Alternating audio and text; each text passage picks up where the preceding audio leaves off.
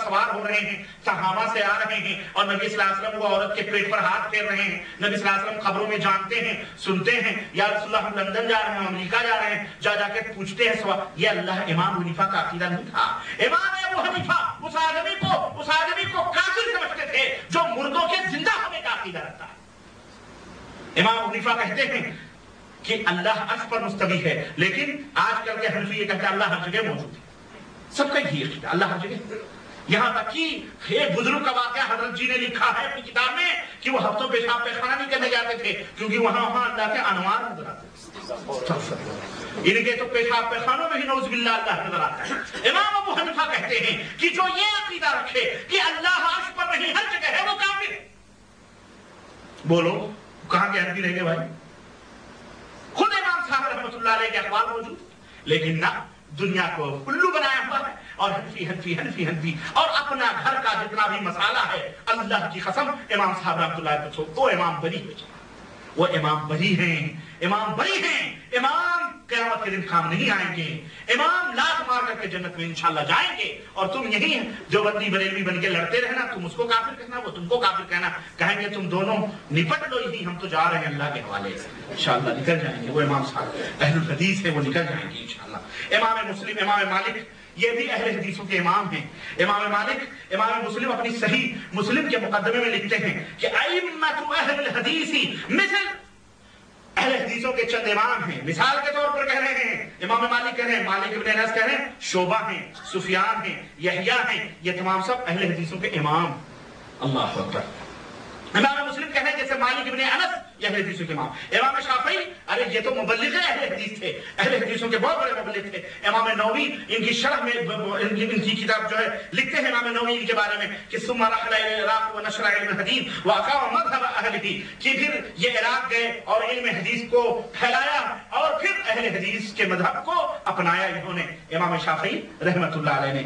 اور ابن تیمیہ رحمۃ اللہ علیہ بہت امام ابن تیمیہ کہتے ہیں ثم ان الشافعي رحمہ اللہ اخذ عن مالك ثم كتب كتب اهل العراق واخذ مذهب اهل الحديث. امام شافعی نے بہت ساری کتاب لکھی اور پھر اہل حدیث کے مذہب کو انہوں نے اپنایا اور اس کو اپنے لیے پسند کیا کہ میں اہل حدیث ہی ہوں. امام احمد بن حنبل کہتے ہیں جو امام ائمۃ اہل الحدیث ہے وہ کہتے ہیں کہ ابن تیمیہ کہتے ہیں اما الامام احمد فكان على مذهب اهل الحديث، احمد بن حنبل مذہب اہل حدیث پر تھے. یہ سب کافر تھے. بولو تو جو ناپاک یہ کہے کہ اہل الحدیث سے کفر کی بو آتی ہے وہ ناپاک ہے کہ نہیں ہے؟ بولو وہ ائمہ کا گستاخ ہے کہ نہیں ہے؟ بولو ان ائمہ رحمہ اللہ کی توہین ہے کہ نہیں ہے؟ اور امام شافعی کا سنو، امام شافعی چاروں امام سے امام ہیں، کہتے ہیں چاروں برحق ہے تو اس کو مانو یہ بھی برحق ہے. امام شافعی کہتے ہیں اذا رأيت رجلا من اهل الحديث فكأني رأيت النبي صلی اللہ علیہ وسلم، جب میں کسی اہل حدیث کو دیکھتا ہوں تو میرا دل اتنا خوش ہوتا ہے جیسے میں نے محمد رسول اللہ کا دیدار کر لیا صلی اللہ علیہ وسلم. یہ ہے اہل الحدیث کا مقام اور مرتبہ. اور اس میں کوئی شک نہیں کہ یہ علم اہل حدیث تھے اور انہوں نے صراحتاً اپنی اور کسی کی بھی تقلید کو حرام قرار دیا ہے، کھلا کھلا انہوں نے فتویٰ دیا ہے اور کوئی مائی کلال ان کی تقلید کے جواز کا فتویٰ ان کے قول سے دے سکتا نہیں دے سکتا ہے. اور سنو میں آخری بات کہتے ہوئے اپنی بات دو تین باتیں میں ختم کروں، باتیں بہت ہیں لیکن سنو اللہ کے رسول صلی اللہ کل ایک حدیث کی تشریح میں اللہ کے نبی نے فرمایا کہ لا تزال طائفة من امتی قائمین علی الحق، میری امت حق کے اوپر قائم و دائم رہے گی.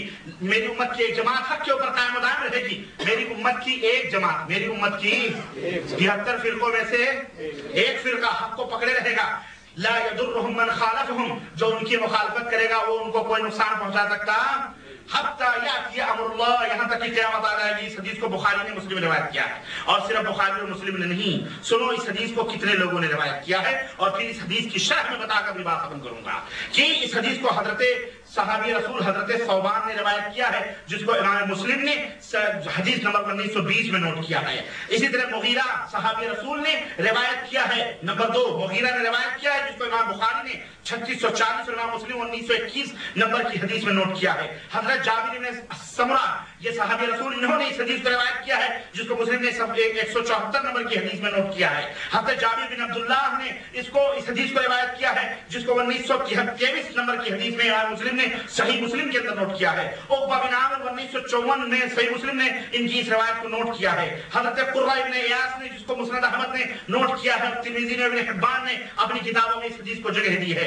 उमर बिन खत्ताब, इमरान बिन हुसैन, अबू उमामा, ये जितने भी सहाबा हैं इस एक हदीस की रिवायत करने वाले हैं। क्या कि मेरी उम्मत की एक जमात आपको लाजिम पकड़े रहेगी यहां तक कि क़यामत आ जाएगी।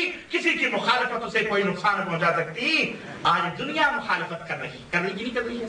अहले हदीसों के खिलाफ हिंदुस्तान में, पाकिस्तान में वो पंफलेट बट रहे हैं। कोई 20 लाख का इनाम निकाला हुआ है, 20 लाख का इनाम कि अहले हदीस जवाब देंगे। हमने कहा करे हम बरी हैं इन तहमतों से, जाओ, हम ऐसी कच्ची गोलियां नहीं खेलते। हमें ज़ेर करने के लिए रब का कुरान लाओ या मोहम्मद रसूलुल्लाह सल्लल्लाहु अलैहि वसल्लम का फरमान लाओ। नबी अलैहिस्सलाम की नबूवत की निशानियों में से ये हदीस भी मेरे अजीजों जो फरमाया है हज़रत सल्लल्लाहु अलैहि वसल्लम ने कि एक जमात कायम दायम रही, ये नबी की नबूवत की एक निशानी, आपके नबूवत की सदाकत की एक बहुत बड़ी दलील है। अल्हम्दुलिल्लाह इस हदीस पाक में नंबर 1 ताइफे मंसूरा की फजीलत है कि ये ताइफे मंसूरा यही जन्नत की जमात है। नंबर 2 ये ताइफा, ये जमात जो होगी यही हक पर होगी। और नंबर 3 कोई भी जमाना इसके वजूद से खाली नहीं होगा। हर जमाने में ये जमात मौजूद रहेगी, हर जमाने में ये जमात। अब ये न कहना अरे इधर ये मौलवी बुला रहे, उधर वो मौलवी, अब जाऊं तो किधर जाऊं, सारे ही तो बुला रहे। अब तुम्हारा ये ना कहना, ये कह करके तुम कभी बरी हो सकते? हाँ, क्योंकि अहले हक मौजूद रहेंगे और वो अहलुल हदीस हैं। ये बात याद रखो, अभी मैं दलील देता हूँ। यही अहले हक हैं, इनके अलावा सारे के सारे अहले बातिल हैं। नबी अलैहिस्सलाम ने नंबर 4 इनके लिए दुआ की है कि ये कायम दायम रहेंगे क़यामत तक। नंबर 5 अल्लाह ने इनकी दुआ कबूल भी फरमाई है, अल्लाह ने नबी की दुआ कबूल भी फरमाई है। नंबर 6 यही वजह है कि हर जमाने में अल्लाह ने ऐसे लोगों को, ऐसी जमात को बाकी रखा है ताकि वो कुरान और सुन्नत को फैलाते रहें और इसके ऊपर आने वाले जितने भी बदलियां हैं उसको छांट छांट करके अलग करते रहें। यही ताइफे मंसूरा है। और वो कौन है? वो कौन है? आओ, वो कौन लोग हैं? आओ, हम नहीं कहते।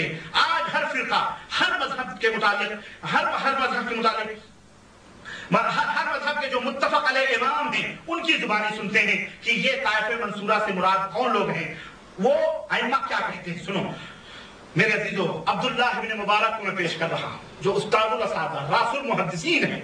हज़रत अब्दुल्लाह इब्न मुबारक, अल्लाह अकबर। इनके फज़ाइल में बयान करूं तो बहुत लंबा वक्त चाहिए, लेकिन अजीम चोटी के मुहद्दिस हैं। ये क्या कहते हैं इस हदीस की तफसीर में, उम्मत के अंदर मौजूद रहेगी क़यामत तक। इस हदीस की तफसीर में कहते हैं कि ला यज़ालु ताइफ़तुम मिन उम्मती ज़ाहिरीनल हक़, मेरी उम्मत की एक जमात गालिब रहेगी। ये कौन लोग हैं? क़ाला हुम अहलुल हदीस। अब्दुल्लाह इब्न मुबारक कहते हैं वो अहले हदीस लोग हैं। कौन है वो? सब बोलो, वो कौन है? अहलुल हदीस हैं, वो अहले हदीस हैं। हवाला मिफ्ताहुल जन्नह सुयूती की सफ़ा नंबर 48, शर्फ अस्हाबुल हदीस खतीब बगदादी की सफ़ा नंबर 26। अली इब्न मदीनी चोटी के मुहद्दिस हैं जिसके बारे में कह दे ज़ईफ़ वो ज़ईफ़, जिसके बारे में कह दे सिक़ा वो सिक़ा, दुनिया मानती है। इनमें किसी मजहब किसी धर्म का कोई इख्तिलाफ नहीं। अली इब्न मदीनी इस हदीस के बारे में कहते हैं कि ला यज़ालु ताइफ़तुम मिन उम्मती। इस हदीस में जो अल्लाह ने ताइफा पर अल्लाह के नबी ने फरमाया है जमात वो कौन सी है? क़ाला हुम अहलुल हदीस, वो अहलुल हदीस हैं। मिफ्ताहुल जन्नह सुयूती की सफ़ा नंबर 48, तलबीस इब्लीस इब्न जोज़ी की सफ़ा नंबर 18। यज़ीद इब्न हारून चोटी के मुहद्दिस हैं, कहते हैं इल्लम यकूनु अहलुल हदीस फला अदरी मन हुम। अरे इस हदीस पाक से मुराद अगर अहले हदीस नहीं है तो मुझे नहीं मालूम है वो कौन लोग हैं जो जन्नत में जाएंगे। सुने, इसी तरह ये हवाला आदाब शरीयत जिल्द नंबर 1 सफ़ा 133, शर्फ अस्हाबुल हदीस सफ़ा नंबर 36। इमामुल अइम्मा इमाम बुखारी कहते हैं कि हम अहलुल हदीस, इस हदीस पाक से मुराद अहले हदीस लोग हैं जो हक पर कायम दायम रहेंगे। और इसी मुहद्दिस जलील शेख अहमद इब्न सलाम कहते हैं हम अहलुल हदीस, वो अहले हदीस लोग हैं। इसी तरह इमामुल अइम्मा अहमद बिन हंबल कहते हैं इल्लम यकूनु अहलुल हदीस फला अदरी मन हुम। अगर ये अहले हदीस नहीं है इस हदीस पाक से मुराद तो मुझे नहीं मालूम कि वो कौन लोग हैं।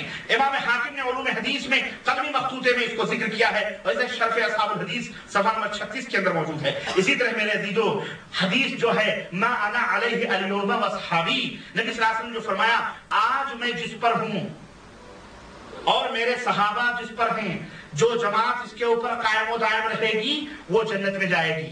है कि नहीं? आज इसे क्या मुराद है? अल-यौम आपने जो फरमाया आज, जब नबी ने यह फरमाया तो कौन लोग थे उनके सामने? सब सहाबा किराम थे, सब हदीस حدیث والے تھے کہ نہیں تھے؟ بولو سب حدیث والے تھے کہ نہیں تھے؟ اور اس حدیث میں قرآن بھی ہے اور فإن خیر، ہاں جو یاد رکھنا سب حدیث والے تھے. تو اس حدیث پاک سے وہی اہل الحدیث مراد ہیں. اسی طرح ابو الحسن محمد بن عبداللہ بن بشر کہتے ہیں کہ رأیت النبی صلی اللہ علیہ وسلم فی المنام، خواب میں نے نبی صلی اللہ علیہ وسلم کو دیکھا